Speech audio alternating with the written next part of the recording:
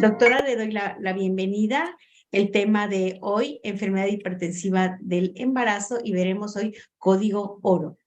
Como se les indicó, ¿verdad? Las mujeres con hipertensión crónica tienen un incremento marcado en riesgo de un pronóstico adverso fetal, ¿sí? El código oro es la activación de un mecanismo de alerta para atender de emergencia y salvar la vida de la madre y del producto en gestación. Hoy nos pondrá al tanto, nos actualizará en este código oro la doctora Mónica Pérez Samperi. Como vemos ahí, es médico ginecobstetra en el Instituto Materno Infantil del Estado de México, de Medicina Materno-Fetal del Instituto Nacional de Perinatología, coordinadora del servicio de perinatología del Hospital Bicentenario de la Independencia del ISSSTE. Y bueno, también es miembro del Comité de Bioética, sí, doctora, y Así es. profesora de especialidad de ginecología y obstetricia y profesor titular en la carrera de médico cirujano en la UNAM. No alcanzo a ver las demás, pero recordando su instructor certificado del curso taller. PHS, que es preeclampsia, PHS, hemorragia y sepsis. preeclampsia, Ajá. hemorragia y sepsis. Así está certificada. Entonces, vean lo vasto de su conocimiento, de su experiencia también. Ya tuvimos oportunidad de que estuviera acá en Veracruz en unas conferencias. Muy bien. Y bueno, le agradecemos su participación. Doctora, puede empezar.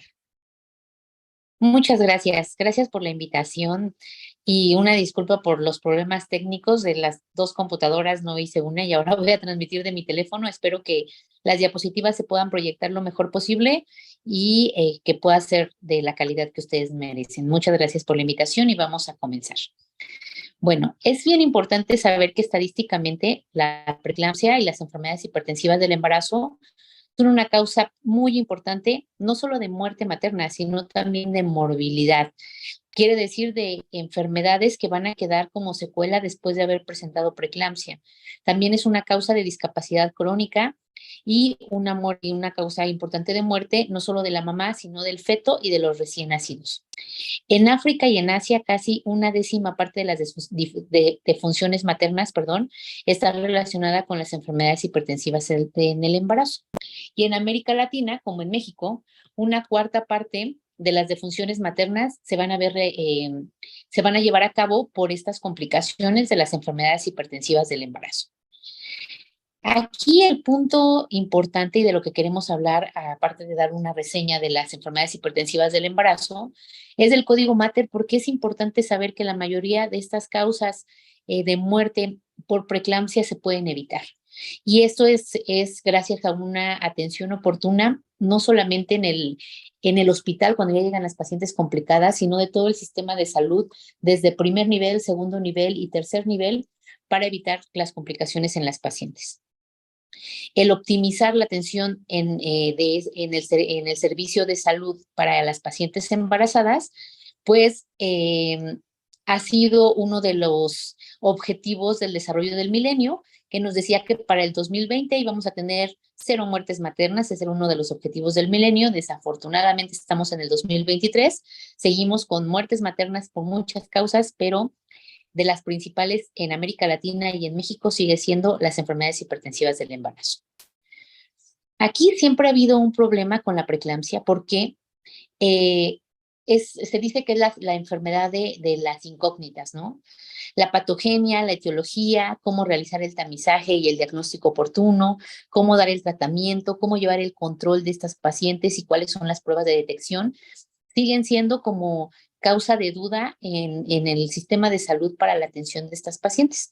Lo vamos a hablar así como muy rápidamente para no entretenernos mucho y entrar a lo del código Mater, pero es importante que tengamos una idea en general de las teorías que tenemos al respecto y de los métodos diagnósticos y de tamizaje que tenemos para ofrecer a las pacientes embarazadas.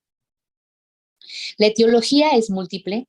Se dice que hay factores muy importantes para que podamos tener una enfermedad hipertensiva del embarazo. Tenemos desde una mala adaptación inmune.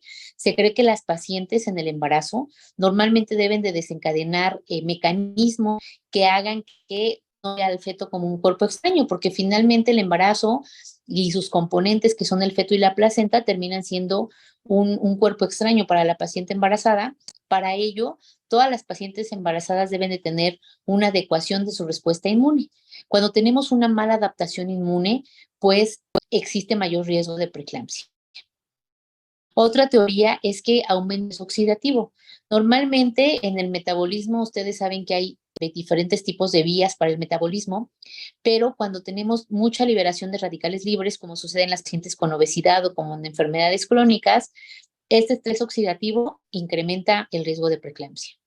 También el riesgo de tener isquemia placentaria, que se formen trombos. Esto puede ser por enfermedades autoinmunes como lupus, síndrome de anticuerpos antifosfolípidos, y ahorita estamos padeciendo mucho, o nos tocó durante la pandemia y todavía hay secuelas de estas pacientes que tuvieron problemas de coagulación por secundarias infección por COVID. Uno de los cambios más importantes que se vio en las pacientes embarazadas infectadas con COVID es que había trombos en la placenta y por lo tanto zonas de isquemia placentaria, y eso también es un factor muy importante para el desencadenar preeclampsia. Otra es la susceptibilidad genética.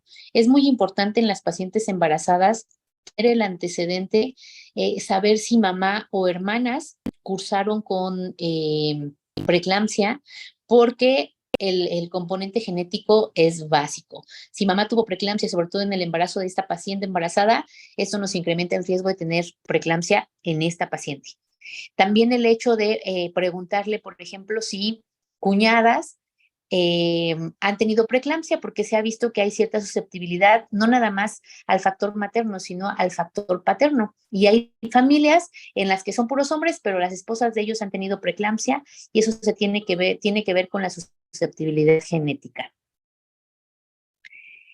En cuanto a la etiología, esas son las teorías que tenemos para el desarrollo de preeclampsia.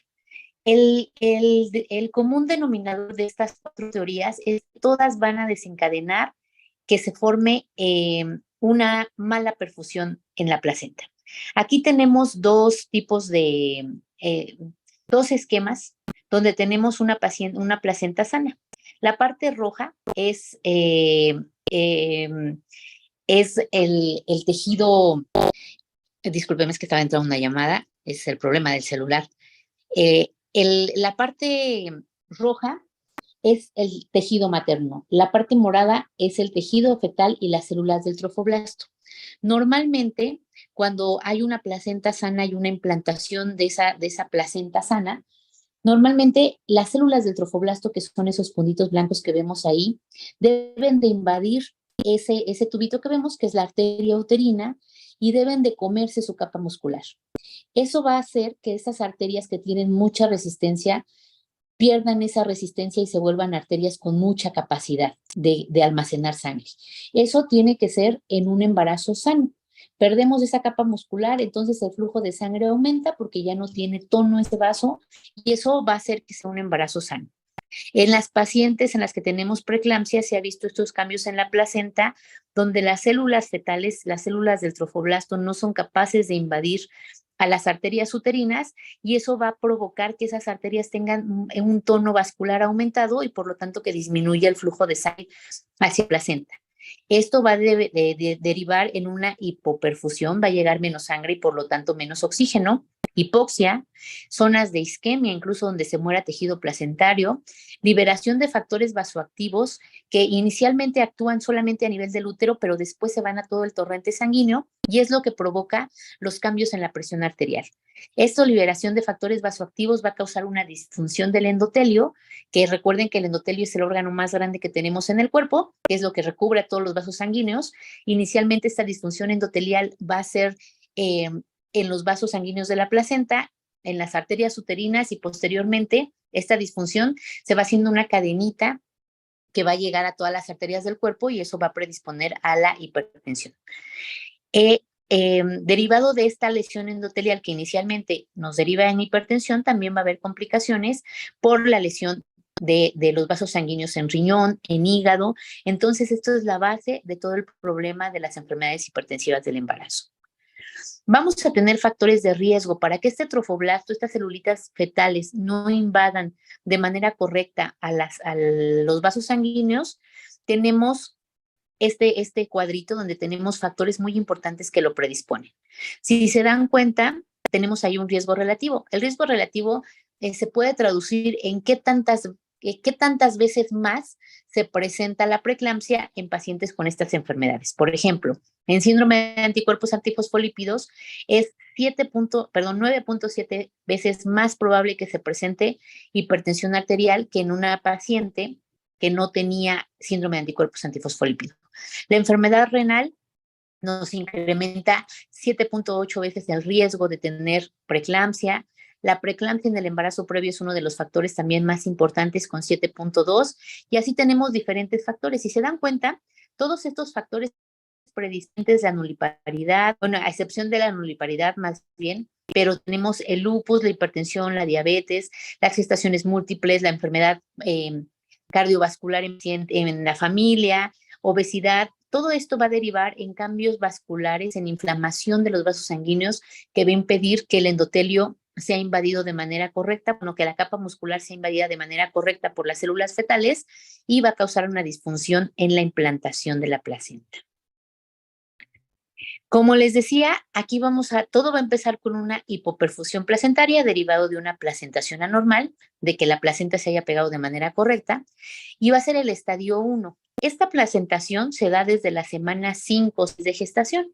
Entonces, cuando una paciente tiene preeclampsia, prácticamente lo sabemos desde las 6 semanas. Bueno, más bien no lo sabemos, pero está presente desde las 6 semanas. Nosotros vamos a detectar a la mayoría de las pacientes en el estadio 2, y eso es después de las 20 semanas de gestación, cuando ya hay manifestaciones clínicas. Aunque la paciente ya tiene preeclampsia desde el momento en que la placenta se implantó mal, las manifestaciones clínicas se van a llevar a cabo. El daño del endotelio ya se hizo sistémico, y hasta que los cambios vasculares y de los factores vasoactivos ya se hicieron sistémicos, y ahí es cuando vamos a tener la hipertensión que debuta después de la semana 20. Vamos a tener cambios en el riñón. El cambio más común se llama gloméruloendoteliosis, que es un cambio muy severo en los vasos sanguíneos en el endotelio de riñón. Va a empezar la paciente con proteinuria, podemos tener alteraciones en el hígado y alteraciones de la coagulación. Pero les digo, esto se va a presentar después de las 20 semanas, puede ser a la semana 21 o a la semana 38, pero después de las 20 semanas.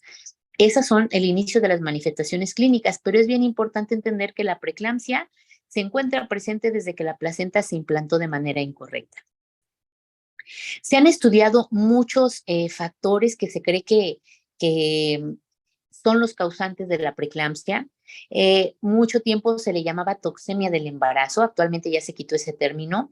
Se llamaba toxemia porque se creía que era una sustancia tóxica que tenían estas pacientes y que derivaba en todos los cambios hipertensivos y el daño renal, el daño hepático.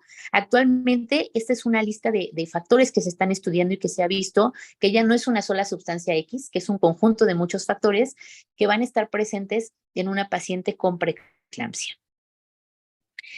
Le decía, inicialmente cuando el feto es pequeño, esta inflamación del endotelio y esta lesión del endotelio va a estar presente únicamente de manera intrauterina o en las arterias uterinas. Posteriormente, conforme va creciendo el tejido placentario y se van liberando más de estos factores, pues todo esto va a ir a la circulación de la madre, y es cuando tenemos hipertensión y daños ya en órganos muy específicos. ¿Cómo podemos hacer la predicción de preeclampsia? Aquí se perdió algunos datos de la diapositiva. Lo primero, que es el primer dibujito, es una buena historia clínica. Si ya nos dimos cuenta que los antecedentes que vemos nos incrementan hasta 9, hasta 7 veces la incidencia de preeclampsia, pues el hecho de saber si hay antecedentes de preeclampsia en la familia, si tuvo preeclampsia en embarazo previo, si tiene factores como obesidad, enfermedades autoinmunes. Todo esto, con una buena historia clínica, vamos a estar prediciendo preeclampsia en más del 60% de las pacientes. No necesitamos una bolita mágica, sino una buena historia clínica para saber a qué pacientes van a entrar en el alto riesgo de presentar preeclampsia. La siguiente que tenemos es el tamizaje en primer trimestre por ultrasonido. El tamizaje de primer trimestre se hace entre la semana 11 y la semana 14. Inicialmente ese tamizaje era para detectar síndrome de Down, pero se ha agregado el tamizaje de arterias uterinas. Entonces, si ya sabemos que este daño en las arterias uterinas está desde el primer trimestre por una mala implantación desde las 6 semanas, pues a las 11 semanas, entre las 11 y las 14 que nos llega para el tamizaje de síndrome de Down, aquí tenemos una ventana de oportunidad para poder medir las arterias uterinas y ya podemos saber qué placenta se implantó bien y tiene un buen flujo de arterias uterinas y qué placenta se implantó mal, tiene un mal flujo de arterias uterinas y nos va a derivar en preeclampsia. Y actualmente se han agregado marcadores séricos donde se miden algunas sustancias y algunos receptores y eso nos incrementa la certeza en el diagnóstico. Junto con las arterias uterinas y los marcadores séricos, apenas alcanzamos un 80% en la predicción de preeclampsia. Entonces, el mayor peso lo va a llevar la historia clínica, que es algo que tenemos en todos lados, que somos capaces de hacer en cualquier nivel de atención de salud. La historia clínica y, por supuesto, la medición de la presión arterial, también durante el primer contacto en el embarazo. De esta manera, vamos a poder clasificar a las enfermedades hipertensivas del embarazo ya cuando tenemos las manifestaciones clínicas, que es después de las 20 semanas, en 4 grupos. Uno es preeclampsia, eclampsia. Aquí tenemos 2 grados de severidad del síndrome de Hell. La siguiente es la hipertensión gestacional. También podemos tener hipertensión crónica e hipertensión arterial crónica, que es un factor importante para que a la paciente, aparte de ser hipertensa crónica, le dé preeclampsia. Lo primero que debemos de hacer para poder activar un código y dar un tratamiento oportuno es el diagnóstico de estas pacientes. ¿Ante cuál de estos cuadros estamos para poder dar un tratamiento ideal? Lo primero que vamos a hacer, ya hablando de cuando tenemos presentación, las manifestaciones clínicas, vamos a tener una presión arterial mayor de 140/90. Esto tiene que ser una de las dos o ambas. Pero si no tenemos las dos, si tenemos 140/85, ya estamos hablando de hipertensión. Si tenemos 130/95, estamos hablando de hipertensión. Puede ser que una de las dos, las cifras sistólica o diastólica, se alteren y con eso ya estamos hablando de hipertensión. El diagnóstico se va a establecer con la fase 1 de los ruidos de Korokov, como presión sistólica, y la fase 5 como presión diastólica, que ustedes son súper expertas en esta área. Tiene que ser idealmente con la paciente en reposo, tiene que ser tomando la presión arterial con el brazo de la paciente a la altura del corazón, sin que haga fuerza, apoyada sobre una superficie. Esto es muy importante porque gran parte de los falsos positivos que tenemos cuando las pacientes están hipertensas es porque no cumplimos estos criterios o porque no se tomó la presión adecuadamente. Y siendo que es una enfermedad tan grave que puede derivar en una muerte materna, pues vale la pena que estemos bien conscientes, bien preparados más bien de la toma de la hipertensión arterial en el primer contacto. A esto se va a agregar otro síntoma muy importante, que es la proteinuria. Recordaban, les comentaba que uno de los primeros cambios que hay es la glomeruloendoteliosis, que es un cambio en riñón muy importante y que va a predisponer a proteinuria. Y la proteinuria se puede definir cuando tenemos en una recolección de orina de 24 horas más de 300 miligramos por decilitro. Como se ha visto que esto retarda el diagnóstico hasta por 24 horas, porque tenemos que esperar que la paciente recolecte orina, pues lo que se ha hecho es determinar un cociente que se llama proteínas creatinina. Si ustedes recuerdan, tanto las proteínas como la creatinina se pueden ver en una química sanguínea. Pero aquí, si nos interesa saber este cociente en orina, tenemos que pedirle al laboratorio que en un tubito nos procesen una muestra de orina como si fuera una química sanguínea y nos den la cantidad de proteínas y la cantidad de creatinina. Con valores mayores de 0.3 miligramos por decilitro podemos hacer el diagnóstico de manera inmediata y no esperar a la recolección de orina de 24 horas. Entonces, esto es una herramienta muy importante para acortar los tiempos de atención en esta paciente. ¿Cómo vamos a definir la preeclampsia? Cuando tenemos hipertensión arterial mayor de 140/90, cuando hay proteinuria significativa, sea por la orina de 24 horas o sea por el cociente que les comenté de proteínas creatinina, en un embarazo de más de 20 semanas. Esto va a ser el diagnóstico inicial: proteinuria más hipertensión en un embarazo de más de 20 semanas. pero también cuando tenemos algún criterio de severidad, que ya hay datos de que hay daño a riñón, daño a hígado o síntomas de encefalopatía hipertensiva que ya está dañando cerebro, estos datos pueden hacernos el diagnóstico de preeclampsia aún sin la proteinuria. Si tenemos una paciente hipertensa y algún criterio de severidad, automáticamente se hace diagnóstico de preeclampsia. ¿Cuáles son ahora los criterios de severidad? Los criterios de severidad significan que tenemos un daño a órgano blanco. Vamos a tener generalmente una presión arterial mayor a 160, la sistólica, y 110, la diastólica. Una creatinina sérica mayor a 1.1, que quiere decir que ya el riñón está siendo incapaz de filtrar la creatinina de manera correcta. Elevación de las enzimas hepáticas por la inflamación de todo el hígado. Plaquetopenia menor a 100,000. Vamos a tener datos de anemia hemolítica, la paciente va a presentar anemia, incremento en la deshidrogenasa láctica. Vamos a tener cefalea, acúfenos, fosfenos, que nos habla de datos de encefalopatía hipertensiva, dolor en epigastrio, hepatalgia, que nos habla de un crecimiento del útero con riesgo de un probable hematoma hepático, y también datos de edema agudo pulmonar. Si tenemos alguno de estos datos, automáticamente hacemos diagnóstico de preeclampsia severa y es una paciente grave. Antes teníamos el diagnóstico de síndrome de HELP. Actualmente ya no tomamos en cuenta eso. En las nuevas guías en Estados Unidos, que son como lo que norman en todo el mundo, nos ha dicho que en realidad el síndrome de HELP es parte de una preeclampsia severa, no es una enfermedad independiente, sino que es parte de la evolución natural de la enfermedad de la preeclampsia severa. Bueno, esta no la vamos a saltar. Vamos a tener cambios importantes en cada uno de los órganos. Los cambios vasculares, cuando empezamos a tener la hipertensión arterial, se va a perder la capacidad del vaso sanguíneo de detener el agua dentro del vaso sanguíneo. Toda esta agua se va a filtrar hacia los tejidos y por eso la paciente va a presentar edema. Antes se consideraba para preeclampsia el criterio de edema.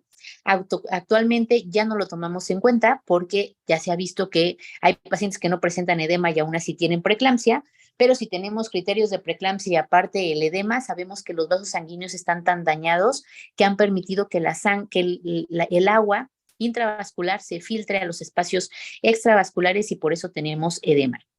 Eso no nada más es edema en las piernas o edema en los brazos, en la carita. También vamos a tener edema pulmonar e incluso derrame pericárdico, ya presencia de líquido fuera del espacio intravascular en cualquier órgano.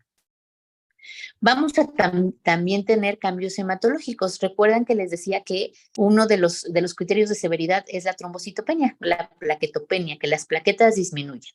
En realidad se ha visto que las plaquetas no es que se dejen de producir o no es de que se estén muriendo, sino como tenemos un cambio vascular importante y una lesión en el endotelio, es como cuando nos cortamos un dedo.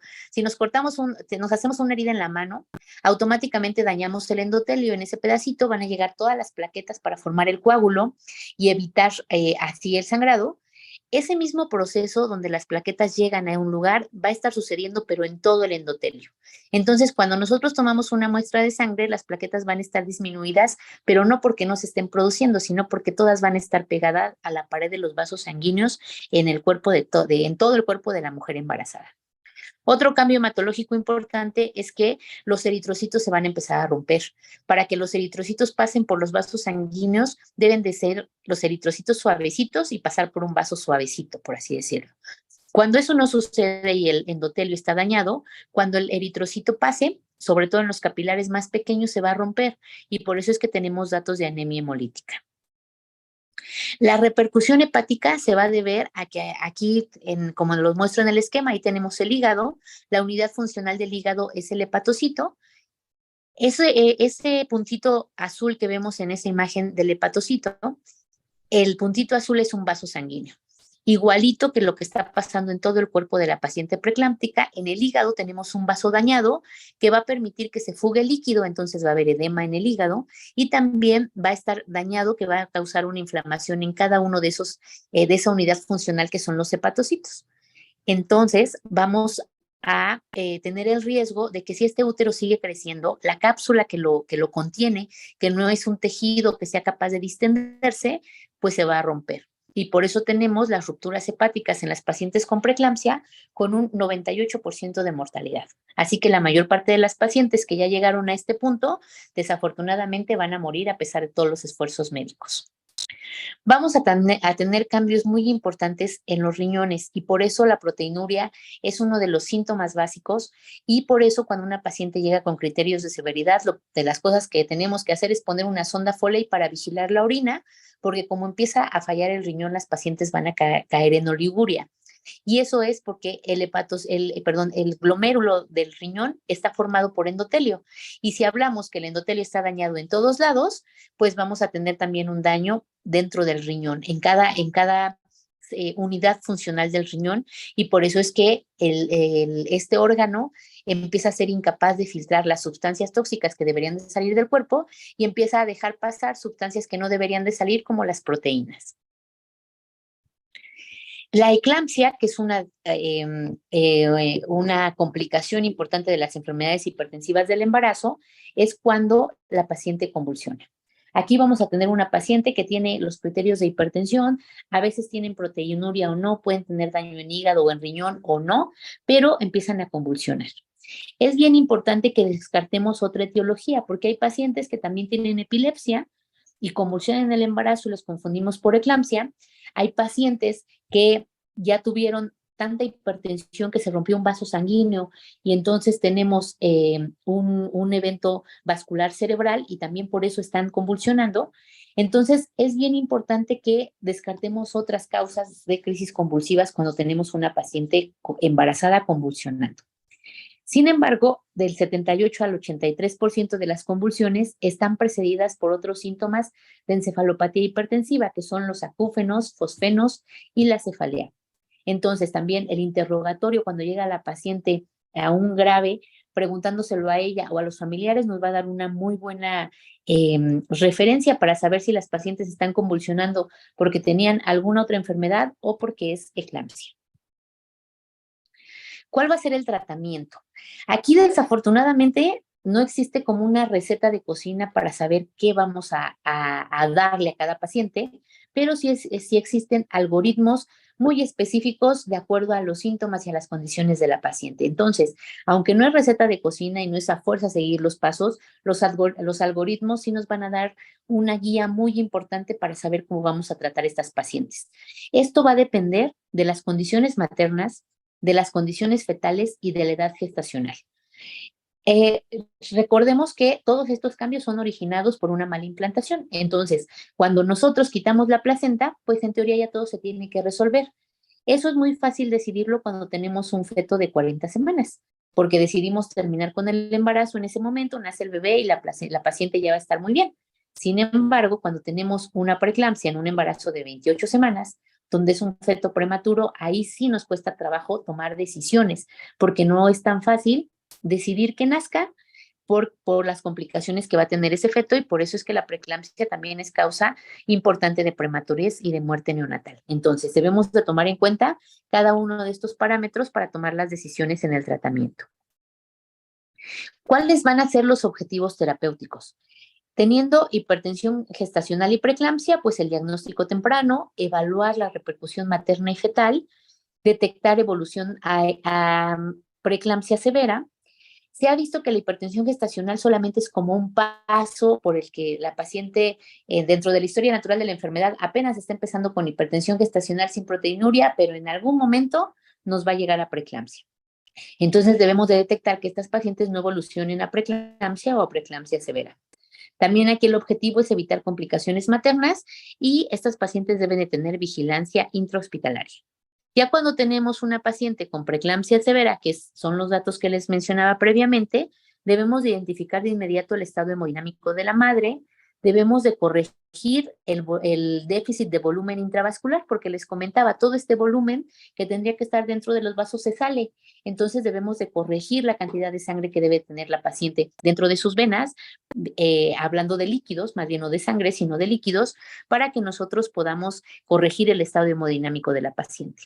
Se debe de dar el tratamiento de la hipertensión pulmonar y el sostén para la crisis hipertensiva, que es con medicamentos antihipertensivos, tanto vía oral como intravenosos, y debemos debemos de administrar sulfato de magnesio porque esta paciente en cualquier momento nos puede convulsionar. Entonces, con el sulfato de magnesio vamos a prevenir.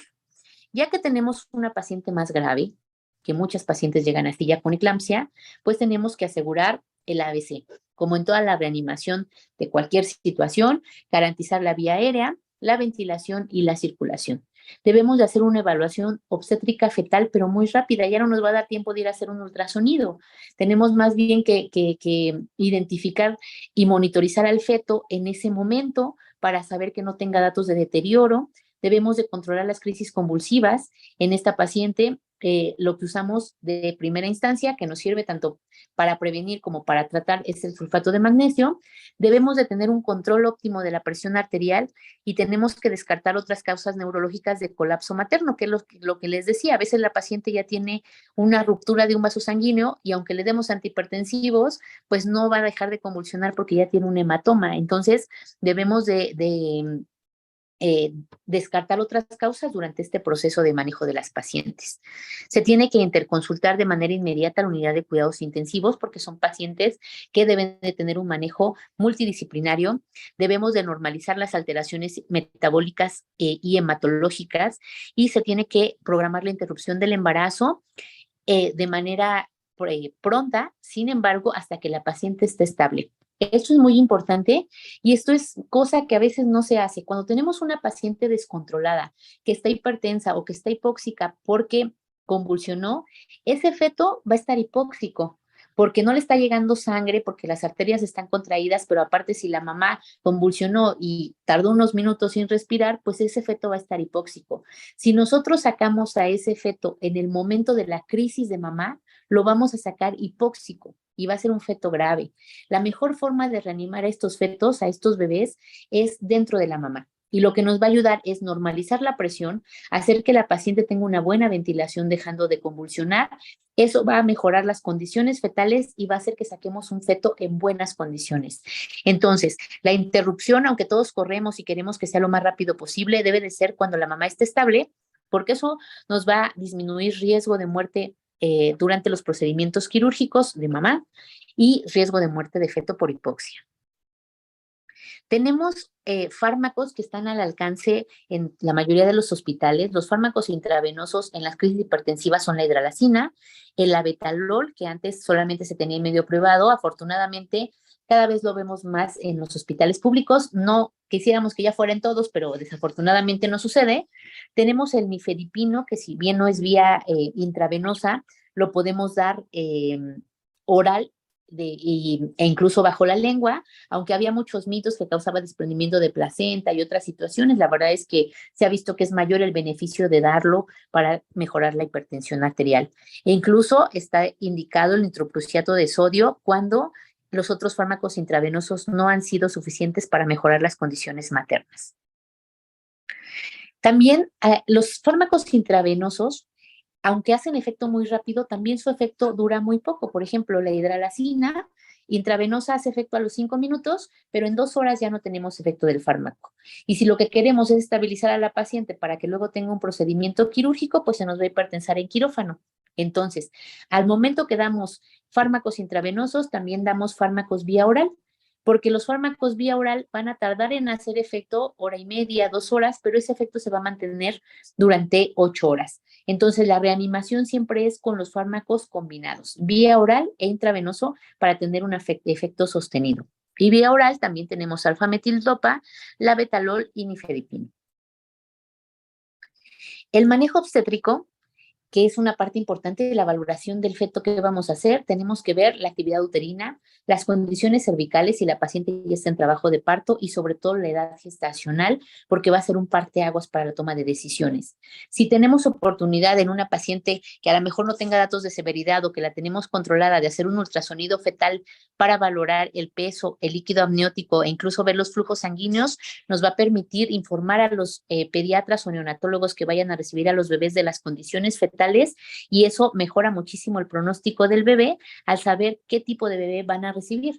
No es lo mismo que reciban un bebé, aunque sea de término, de 3 kilos, a que reciban un bebé con restricción del crecimiento de 1,800. Y cuando tenemos una mala implantación, que es la base de la preeclampsia, así como está la preeclampsia, perdón, la placenta originando preeclampsia, también es una mala implantación que predispone a una restricción del crecimiento. A lo mejor no a todos les vamos a poder hacer ultrasonido y nos vamos al siguiente punto, que es el registro cardiotocográfico. Casi en todos lados tenemos en la unidad tocoquirúrgica un tococardiógrafo para poder monitorizar esos fetos. Y sobre todo en los fetos prematuros debemos de valorar el manejo expectante. ¿Qué tanto esta paciente puede esperar por lo menos para alcanzar un esquema de maduración pulmonar?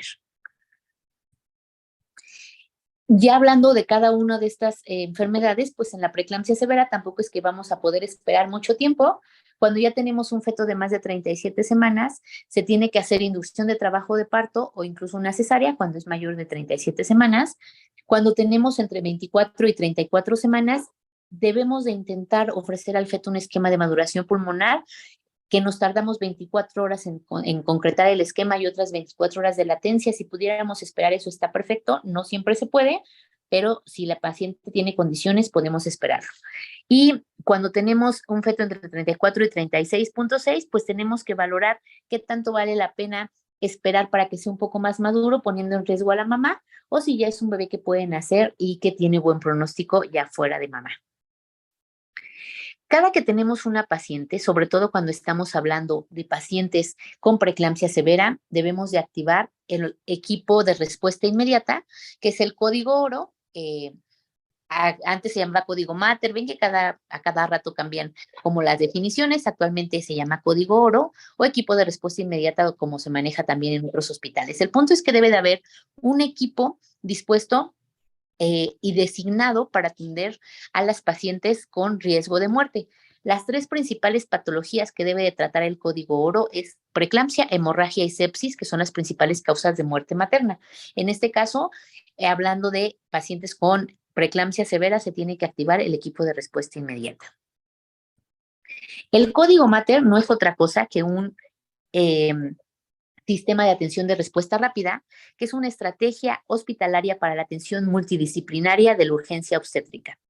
Es bien importante que sepamos que ni el mejor ginecólogo del mundo va a poder tratar solo a una paciente con riesgo de muerte, ni el mejor intensivista, ni el mejor anestesiólogo. Si no unimos esfuerzos para poder tratar estas patologías, ningún especialista solo lo va a poder hacer. Necesitamos de todas las especialidades, de los equipos de enfermería, de laboratorio, incluso de camillería, todo esto tiene que estar pero bien establecido para la respuesta inmediata para la atención de las pacientes. Esto nos va a ayudar a optimizar el sistema de atención y también optimizar los recursos hospitalarios, por lo que todo el personal que participe en el código Mater o en el equipo de respuesta inmediata tiene que estar capacitado en urgencias obstétricas. Yo les decía en el hospital, nosotros tenemos, afortunadamente hemos tenido como la oportunidad de crear un muy buen equipo de respuesta inmediata, pero hemos capacitado hasta el policía que recibe a la paciente en la entrada, porque es importante que ese policía sepa cuál es la ruta que debe de seguir la paciente embarazada que convulsionó, la paciente embarazada que tiene dolor de cabeza o la paciente embarazada que tiene sangrado. La paciente no debe de andar por todo el hospital buscando urgencias o no debe de andar preguntando por dónde debe de ingresar. El oficial de la entrada debe de saber informar a esa paciente, debe de tener comunicación con sus compañeros para pedir una silla de ruedas, para pedir una camilla, para que todo el equipo se movilice desde que esa paciente está entrando por la puerta del hospital, de la calle a la puerta. No tendría que entrar, no tenemos que esperar a que llegue a urgencias, después de andar perdida por todos lados, que luego se van a urgencias adultos, luego ahí le dicen que no, que tienen que ir a dar sus datos. No, las pacientes embarazadas con algún dato de alarma deben de llegar, debe de haber una ruta designada, incluso tiene que estar señalizada para que esas pacientes no perdamos, pero ni un minuto en su atención. Entonces debe de estar capacitado todo el personal, no nada más los que nos encargamos de las pacientes embarazadas, sino todo el personal del hospital para detectar esto. El código Mater tiene como objetivo preservar la salud de la madre, prevenir o disminuir la morbimortalidad que resulta de los procesos de emergencia obstétrica y de la misma reanimación y en lo posible preservar la salud del bebé. Lo ideal pues es que mamá y bebé tengan buenos resultados, pero siempre debemos de priorizar la salud de mamá sobre la salud de bebé. Desafortunadamente, esto es así porque mamá a veces tiene otros hijos, muchas veces tiene otros hijos, es una mujer en edad reproductiva, no es que una vida valga más que otra, pero sí debemos de preservar más a una mamá que a un bebé que se va a quedar sin mamá. Entonces siempre en las decisiones se tendrá que priorizar la vida de la madre. Les decía, el objetivo es prevenir y disminuir la mortalidad materna perinatal y siempre debemos de tomar en cuenta 3 acciones. La primera A es identificar si la paciente está hipertensa, si tiene datos de encefalopatía hipertensiva, si tiene sangrado, si están alteraciones, si tiene alteraciones en sus signos vitales o si la vemos en estado de choque. La segunda vez identificado y estableciendo las rutas donde esa paciente va a llegar, se debe de tratar la preeclampsia, eclampsia, el sangrado obstétrico y la sepsis. Y una vez que se empieza el tratamiento, debemos de seguir más rutas críticas para saber a dónde tiene que ir esta paciente. Aquella que va a quirófano, aquella que va a unidad tocoquirúrgica, aquella que pasa a la sala de choque, aquella que puede pasar a unidad de cuidados intensivos. No todas las pacientes embarazadas deben de pasar directo a quirófano. Les digo, el primer objetivo es estabilizarlas. Entonces, antes puedes pasar a una sala de choque o una unidad de cuidados intensivos para ser estabilizada y luego regresar a quirófano. Pero esas son rutas críticas que ya tienen que estar formadas más bien diseñadas en los hospitales. Les digo, desafortunadamente, pues mi computadora no pudo abrir y aquí en el teléfono me faltaron imágenes. La ruta crítica de las pacientes de código Mater o de emergencia obstétrica se tiene que establecer desde la calle, así que la paciente de la calle da el primer paso al hospital, se deben de establecer rutas críticas para ver qué en cuanto al hospital, cómo va a seguir esa paciente su, su progresión en los servicios para darle una atención adecuada. Las áreas hospitalarias en las que se puede activar el código Mater, pues es prácticamente todas, desde la consulta ambulatorio de emergencia, el área de emergencias, el área de labor, de expulsión, área quirúrgica, recuperación, terapia intensiva neonatal, son las áreas involucradas. El área de reanimación neonatal avanzada, banco de sangre, farmacia, laboratorio, todos están involucrados y en todos lados se podrá vocear un código Mater y todo el mundo tendremos que acudir. El capital humano es la parte más importante. Ya si les digo que el trabajo en equipo es la clave para el funcionamiento del código Mater, el capital humano pues es el que tiene que estar, pero perfectamente capacitado en la atención. El fortalecimiento de este capital humano tiene por propósito garantizar que se mejore la calidad y la oportunidad de atención y se incremente la capacidad resolutiva, porque podemos estar en un hospital donde tengamos a todos los especialistas, cuando tengamos todos los recursos en cuanto a insumos, pero a veces no hay capacidad resolutiva en los hospitales y entonces nada de eso optimiza la atención de la paciente. Debemos de tener talleres de actualización en salud materna y neonatal. Y les digo, los talleres no solamente es para médicos o no nada más para enfermeras, es para todo el personal del hospital. Estandarizar las competencias en atención clínica basada en salud materna y neonatal. Debemos de tener una guía de cada hospital, así como existen las guías a nivel de cada país o de cada estado. Cada hospital, de acuerdo a sus recursos humanos, a sus recursos materiales, debe de tener sus guías y sus rutas para que ya llegue la paciente y sepamos qué hacer. En el hospital armamos justo estos lineamientos porque siempre es más fácil tomar decisiones con la cabeza fría. Si nosotros nos sentamos y nos ponemos a pensar qué vamos a hacer con estas pacientes, es más fácil ponerlo en ese momento establecido. En cambio, cuando llega una paciente grave, convulsionando, sangrando, en ese momento tomar decisiones con la cabeza caliente es mucho más complicado. Por eso es importante que se estandarice la atención de estas pacientes. Y también hay que evaluar las destrezas desarrolladas por el equipo de Código Mater. Esta evaluación siempre va a ser una buena retroalimentación.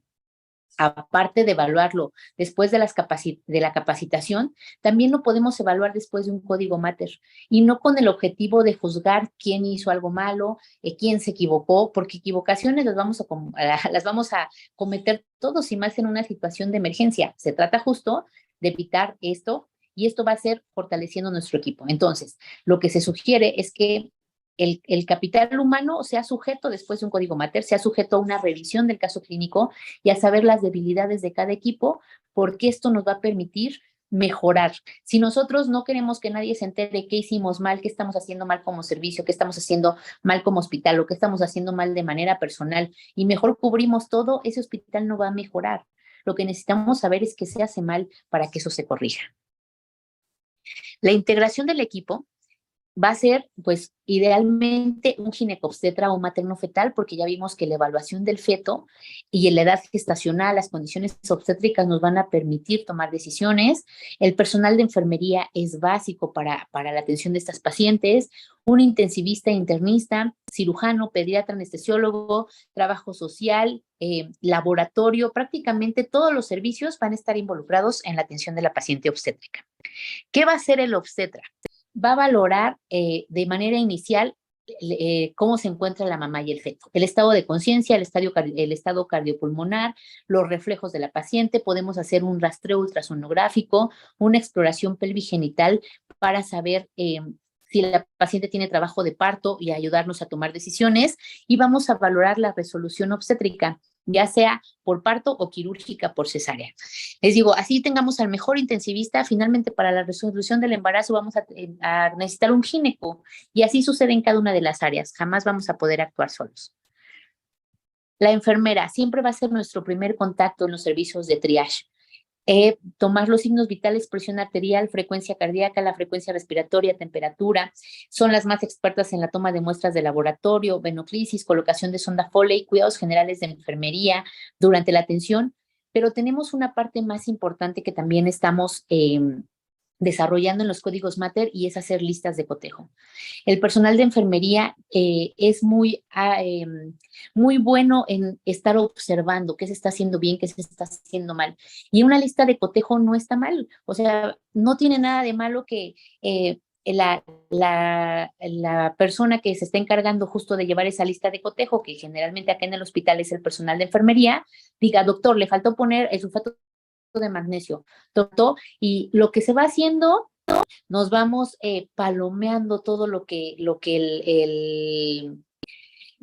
ya se realizó, y vamos recordándole al equipo que está tratando directamente a la paciente qué es lo que no se hizo para que no se nos pase nada. Se vale tener eh, algoritmos y se vale tener una guía para saber qué es lo que se tiene que hacer en cada eh, momento crítico de estas pacientes.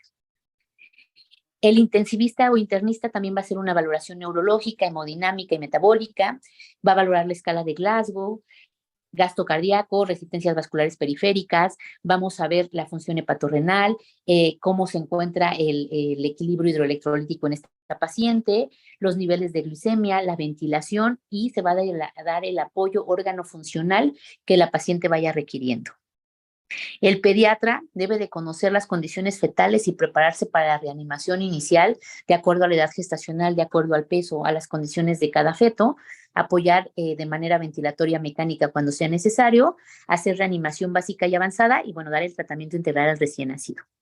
El anestesiólogo también debe de conocer todas las condiciones maternas, fetales, y adecuar el manejo anestésico, la intubación oro-nasotraqueal, la anestesia general inhalatoria en las pacientes que lo ameritan, o regional, y la reanimación hemodinámica. Finalmente, quien va a estar a la cabeza de la paciente mientras el ginecólogo está haciendo la resolución del embarazo, pues va a ser el anestesiólogo.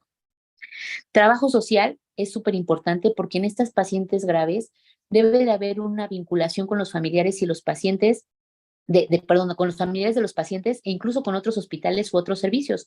Hay pacientes que van a requerir traslado y trabajo social nos ayuda muchísimo en esto. En cuanto a la vinculación con los familiares, es bien importante. Muchas veces hablamos de, que no es el tema, pero hablamos de los conflictos médico-legales.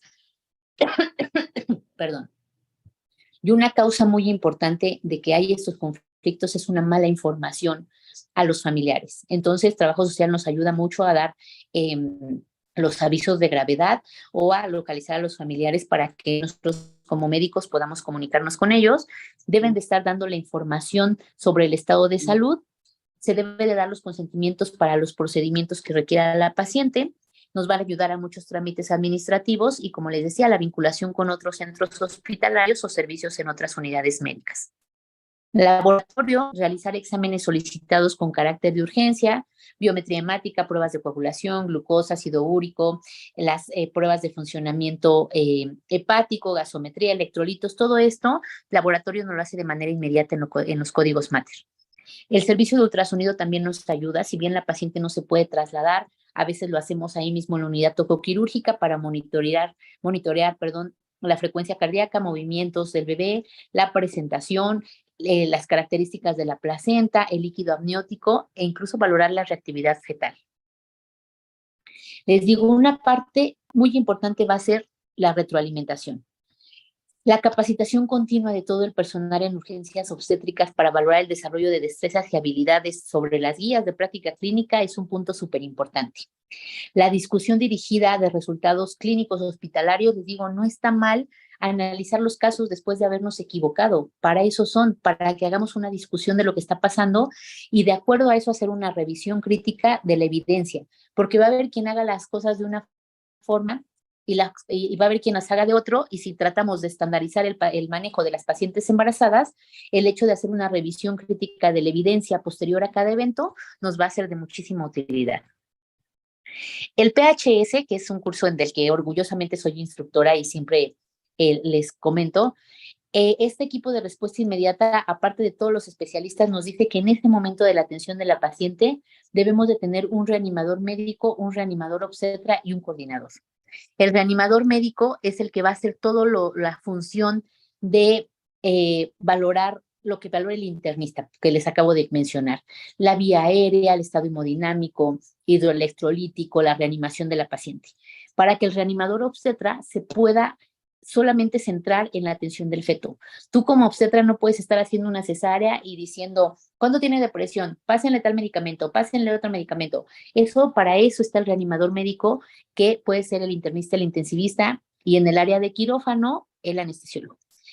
El coordinador, que es lo que les mencionaba, en el hospital nosotros los coordinadores son el equipo de enfermería, porque llevan las listas de cotejo, se ve que todo se vaya haciendo, van anotando los horarios a los que se pasan los medicamentos, que eso también es una parte muy importante, y van supervisando todos los procedimientos que se realizan durante el código Mater. El código Mater, que les digo, depende de la institución, se han nombrado de diferentes formas. Pues no es que estemos descubriendo el hilo negro, solamente es estandarizar, tanto en el IMSS, en el ISSSTE, en la Secretaría de Salud, en Pemex, normalizar todo esto, y tenemos ya las guías, tenemos guías de práctica clínica para preeclampsia, para hemorragia, para sepsis, que si bien se deben de adecuar a cada unidad hospitalaria, pues ya existen en el mundo e incluso en México, para que nosotros tengamos una guía adecuada. Entonces, todo esto es con el objetivo de entender que para los profesionales de la salud la mortalidad materna no se debe tratar de estadísticas, que a veces es lo que nos preocupa, ¿no? Las estadísticas en el hospital y que nos van a supervisar, sino que las muertes maternas se tratan de mujeres que tienen nombres, que tienen rostros, que tienen familias, que tienen una profesión, que tienen una vida. Entonces, el equipo de salud se tiene que centrar en eso. No estamos tratando cifras, no estamos tratando estadísticas, estamos tratando mujeres. Y eso nos va a ayudar a esforzarnos mucho más para evitar la muerte materna. Eso sería todo por mi parte. Muchísimas gracias.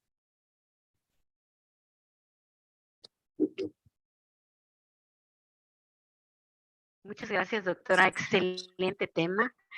Y de verdad hay muchas felicitaciones de nuestro público que nos está viendo y le felicitan. Una manera de explicarlo muy sencilla, muy entendible. Y hay muchas inquietudes, hay muchas preguntas, y por ahí también la haremos llegar. Esperemos contestarlas más que podamos. Y muchos visitantes hoy. Excelente Claro que tema, la felicitan y siguen los mensajes. Sí, Finita, ¿tienes ahí algunas preguntas o quieres que te apoye? Sí, hay algunas preguntas. Antes que nada, felicitarle, doctora. Sí, excelente tema, como lo dijo Lupita, muy claro, muy puntual.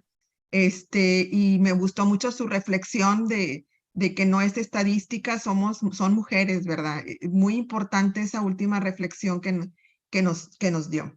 Hay una pregunta es una anónima, dice, ¿cuál es la importancia del equipo de ERIO, equipo de respuesta inmediata oro, para este tipo de pacientes con enfermedad hipertensiva? Les digo, en todos los códigos, y específicamente en estos de enfermedad hipertensiva, el manejo multidisciplinario que, bueno, el equipo de respuesta inmediata nos aporta primero la opinión de varios especialistas, ¿de acuerdo? Porque va a llegar el intensivista, el cirujano, el internista, el anestesiólogo, el obstetra, y esa diferencia de criterios y esas aportaciones ya es un punto a favor. Lo segundo que ofrece el código es que se optimizan los tiempos. Ya no es que tengamos que llamar al servicio de UCIA a ver si nos reciben a la paciente, o urgencias tiene que llamar a gineco. Se activa el código oro y ya todo el mundo tiene que saber qué hacer.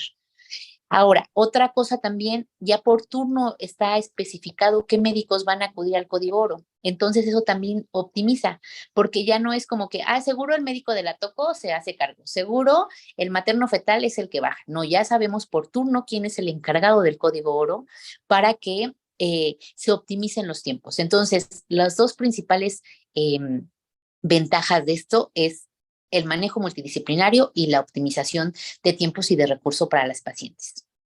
Es una organización, o sea, debe de estar todo el código, o el equipo de respuesta debe de estar organizado, ¿verdad? Y esa organización no se da en ese momento, que es también lo que debemos entender. No es que en ese momento alguien diga, tú vas a hacer esto, tú vas a hacer esto, tú vas a hacer esto. Esto se tiene que sentar antes, todo el equipo a planear qué es lo que se va a hacer. Y eso es lo que da el plus de que estas pacientes tengan muchos beneficios. El hecho de tomar estas decisiones, como les decía, con la cabeza fría, nos evita tener errores con la cabeza caliente. Entonces, esta organización no es en ese momento. Esta organización conlleva una preparación previa para la atención de estas pacientes. Son minutos que valen oro, ¿verdad, doctora? Por eso se llama código oro. Hay una pregunta por acá, dice de Isabel, dice, ¿tiene algún comentario con respecto al uso de GAFET para el personal asignado al código MATER? Sí, miren, a veces el GAFET no es, idealmente los tendríamos que tener porque tú sabes ya qué función está ocupando cada uno.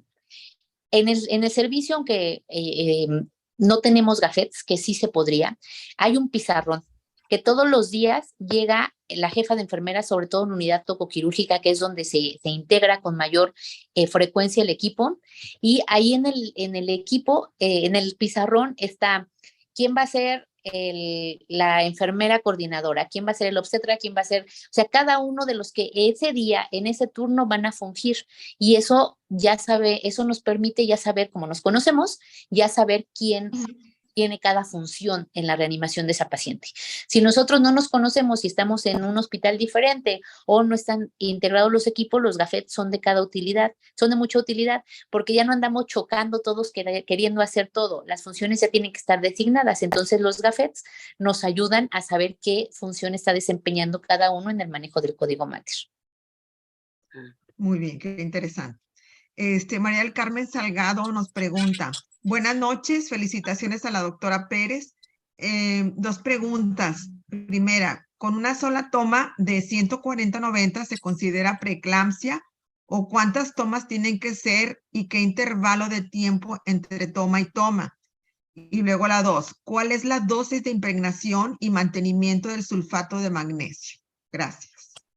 En cuanto a la toma de TA, las guías nos dicen que 140, debemos de tener cifras mayores de 140-90 con una diferencia de 4 horas, para que nosotros consideremos no preeclampsia, sino hipertensión, y ya de ahí poder hacer el diagnóstico hacia cada una de las enfermedades hipertensivas del embarazo.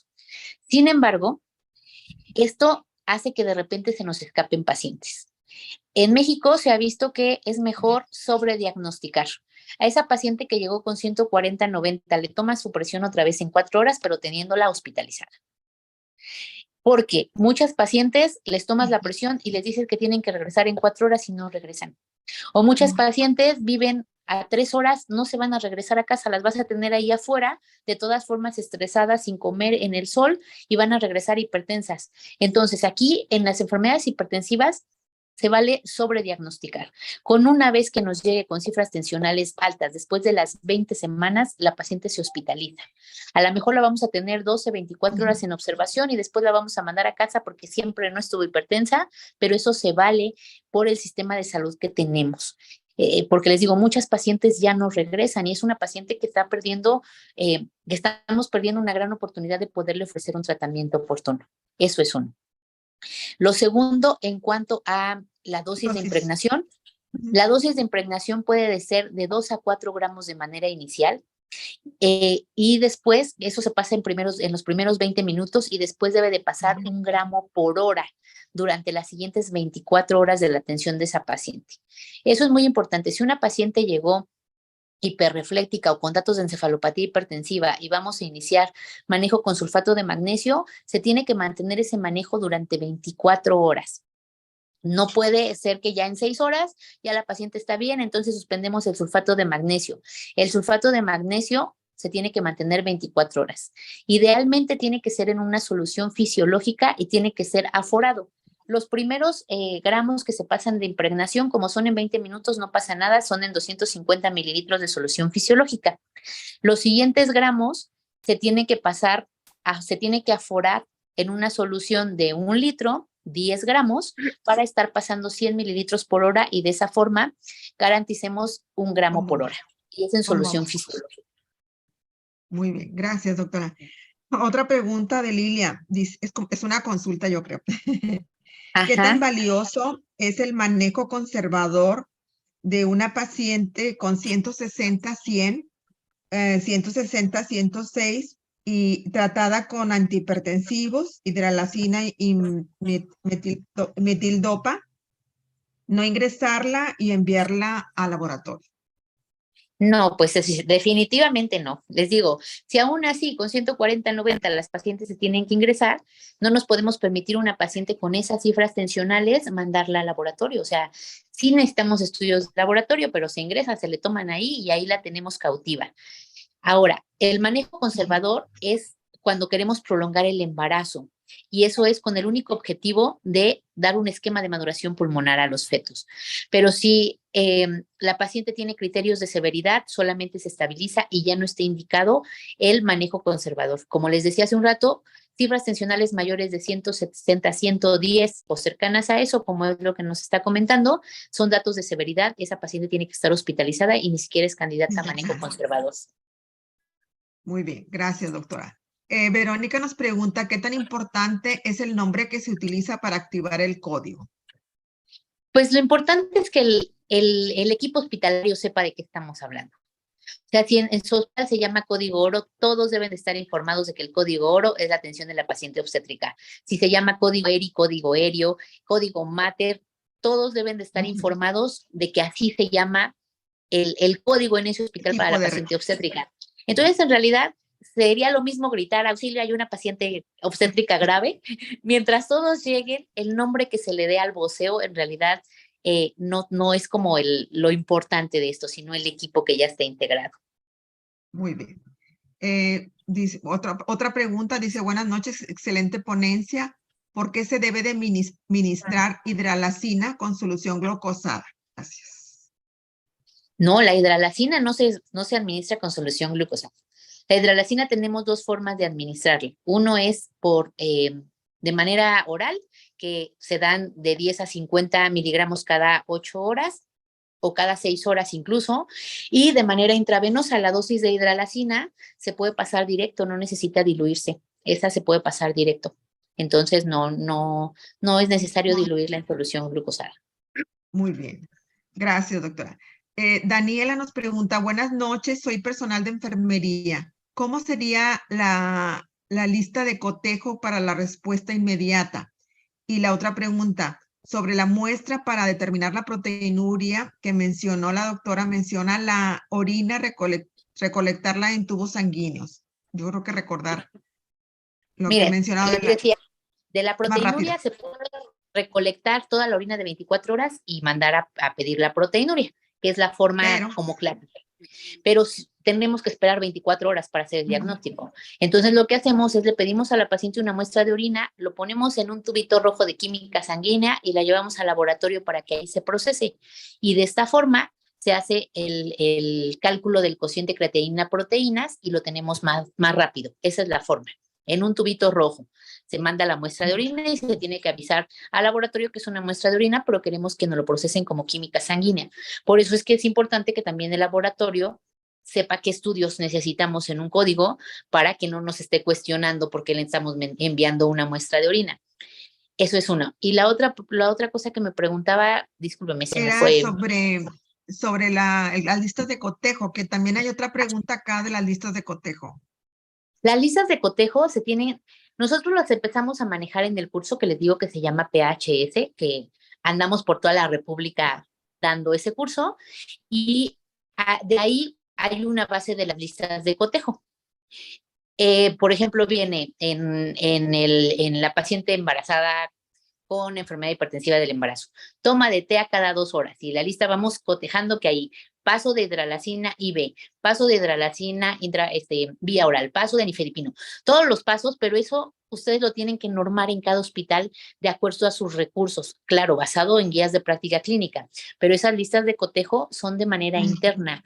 No es que exista una guía en la guía de práctica clínica, por ejemplo, en México, donde nos diga que tenemos que ir palomeando, pero sí podemos agarrar el algoritmo y de ahí, de acuerdo a los pasos, sacar nuestra lista de cotejo e irlo palomeando en cada unidad hospitalaria. Las listas de cotejo son como internas, de acuerdo a los recursos con los que contamos en cada hospital. No se cuenta.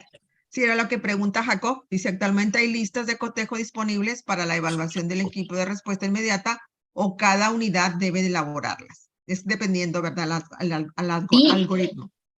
Tiene que ser, claro, basado en los guías de práctica clínica. Tampoco nos vamos a inventar algo diferente, pero sí el hecho de reunirnos como equipo y sacar las listas de cotejo de manera interna, pues nos va a ayudar.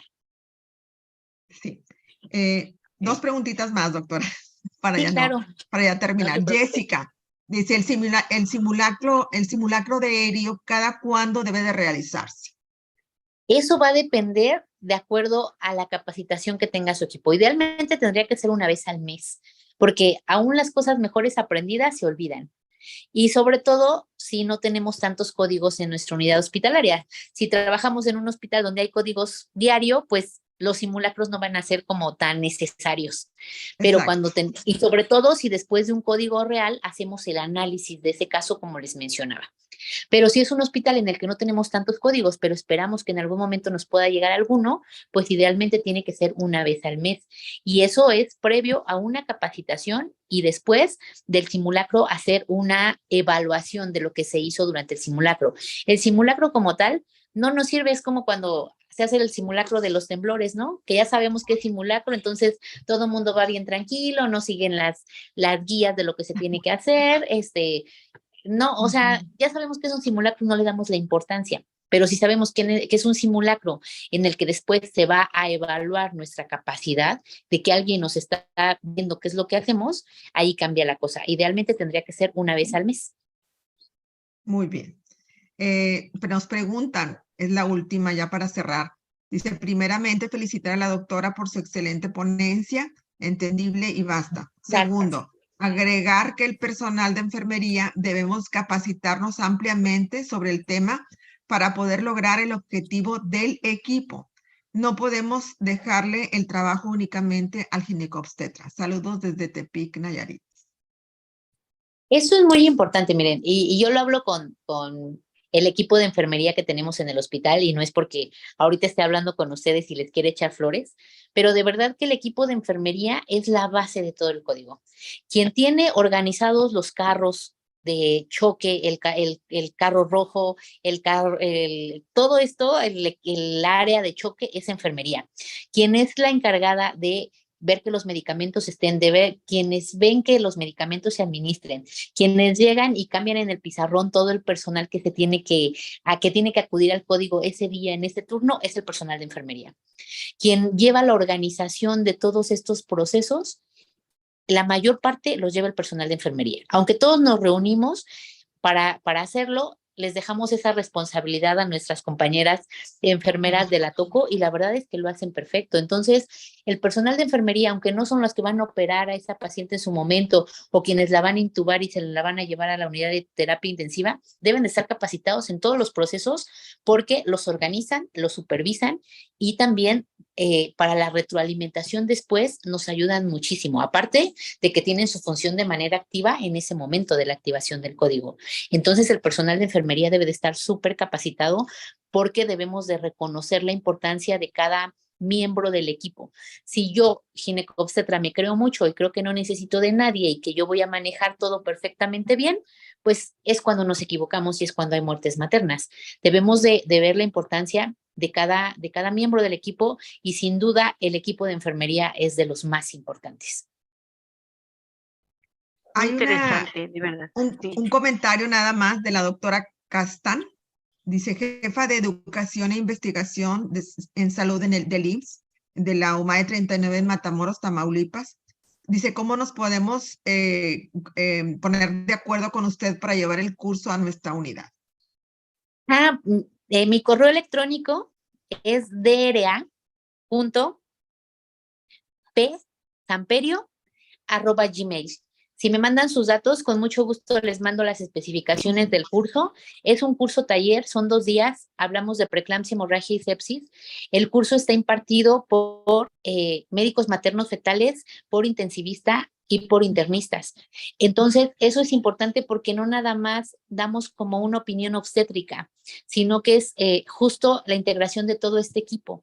Entonces, mándenme sus datos y con mucho gusto les envío la información para que nosotros podamos acudir a dar el curso. Gracias, sí, doctora. varios lo piden, Varios lo piden. No, era Perfecto. eso que iba a comentar, incluso Martita lo está pidiendo. Sí, eso estoy observando. No, a mí me llamó mucho la atención una pregunta que hacía ahí una Lilia Hernández sobre un manejo conservador. Dice, ¿en qué beneficia que estén dando hidralacina y Ensure? No, ¿Sí el Ensure se ha visto que en el embarazo no sirve Ensure. de nada, ¿de acuerdo? Se ha visto que no sirve de nada. Si lo que queremos es aportar a esa paciente una nutrición adecuada para la implantación, lo debimos de haber hecho a las 6 semanas, que es lo que les digo, cuando se da la primera implantación. Si nosotros ya tenemos una paciente hipertensa y le queremos dar todos los suplementos de vitaminas y omegas y carnitina, eso no funciona porque la preeclampsia ya está. Ya nada más estamos teniendo las manifestaciones clínicas, pero el hecho de los suplementos alimenticios es al principio del embarazo. Ahora, el Ensure está dado para pacientes que no pueden comer los alimentos reales. ¿De acuerdo? La dieta de las pacientes embarazadas debe de ser la dieta balanceada con los alimentos diarios. Una paciente embarazada no hay manera de que requiera Ensure a menos que tenga una colostomía, tenga anorexia o tenga alguna situación que le permita comer. Pero si la paciente puede comer, esos suplementos no están indicados en ninguna patología del embarazo.